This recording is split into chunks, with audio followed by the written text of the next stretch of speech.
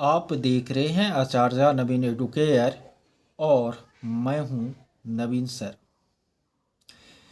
CTET को लेकर मैंने इस लॉकडाउन की अवधि का सदुपयोग करते हुए आप लोगों को ढेर सारे वीडियो लेक्चर अपने चैनल पर उपलब्ध करवाया हूं।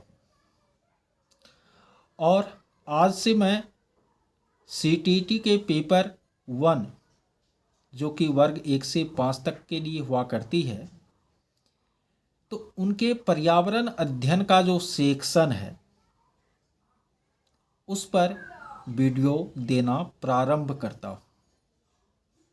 आप लोग इस बात से अवगत होंगे कि पेपर 1 में पर्यावरण सेक्शन से जो 30 प्रश्न हुआ करते हैं उसमें 15 प्रश्न सीधे तौर पर एनसीईआरटी के द्वारा प्रकाशित वर्ग 3, 4, 5 की जो पर्यावरण की पुस्तक है उनसे संबंधित हुआ करती है। तो आप लोग इससे जुड़े हुए बहुत सारे वीडियो देखे भी होंगे,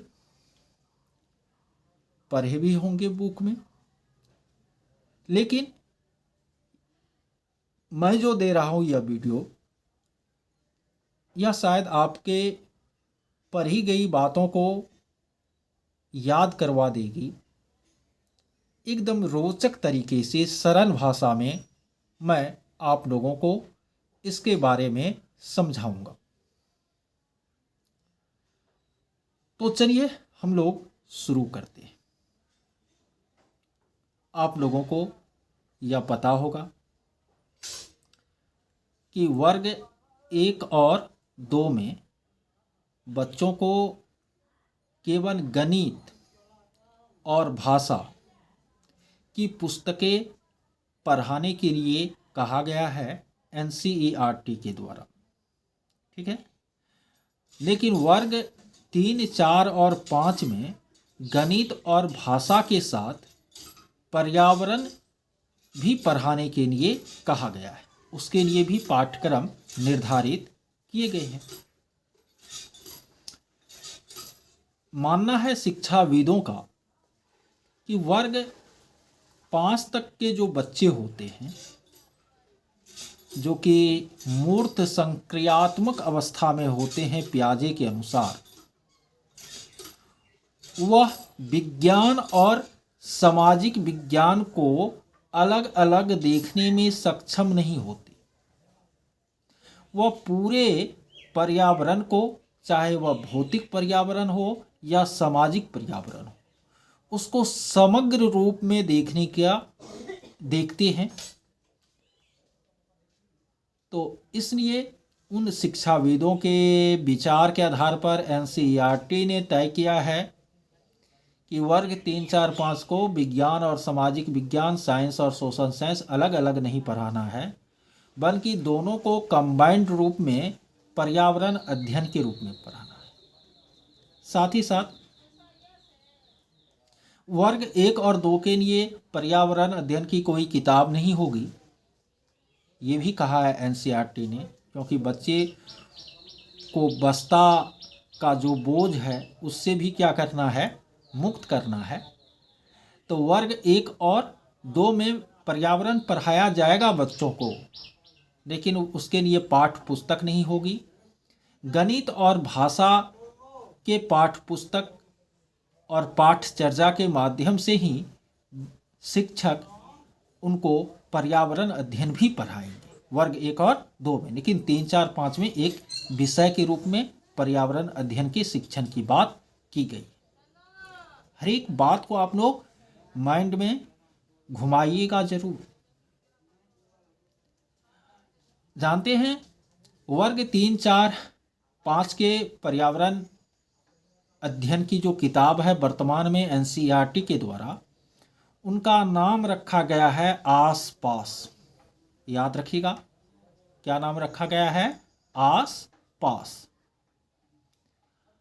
यानी वर्ग 3 के लिए आसपास का भाग 1 है, वर्ग 4 के लिए आसपास का भाग 2 है, और वर्ग 5 के लिए आसपास का भाग 3 है। आसपास नाम क्यों रखा गया? क्योंकि पर्यावरण तो आसपास का ही ना वातावरण हुआ करता है, इसलिए यह नाम इस पुस्तक का रखा गया, जो कि सार्थक है। एनसीईआरटी के पर्यावरण की जो किताब है वह चूंकि समूचे भारतवर्ष के लिए लिखी गई है, अतः इसमें भारत का जो बहु सांस्कृतिक और विविधतापूर्ण संस्कृति है उनके संतुलित समावेश का भी ध्यान रखा गया है। और ये भी याद रखिएगा कि एनसीईआरटी ने वर्ग 5 तक के लिए पर्यावरण की जो विषय वस्तु निर्धारित की है उसको 6 थीम में बांटने का काम किया है। याद रखिएगा, कितने थीम में बांटने का काम किया है? 6 थीम। यानी एनसीईआरटी का कहना कि पर्यावरण अध्ययन के अंतर्गत 6 प्रकार के प्रकरण बच्चों को पढ़ाया जाना है। ये 6 प्रकरण कौन कौन है? तो पहला है परिवार एवं मित्र, दूसरा है भोजन, तीसरा है पानी, चौथा है आवास, पांचवा है यातायात और छठा है हम चीज़ें कैसे बनाते हैं। आप यदि सक्सेस मास्टर कोई भी गाइड से तैयारी कर रहे होंगे तो उसका, या आप यदि सिलेबस देखिएगा पेपर 1 के लिए सीबीएसई द्वारा जो जारी की गई है, तो उनमें ये 6 थीम लिखे हुए हैं। इसका अर्थ यही है कि ये 6 थीम में बांटा है पर्यावरण के सिलेबस को, और उसी से रिलेटेड पाठ का समावेशन पाठ पुस्तक में किया गया है।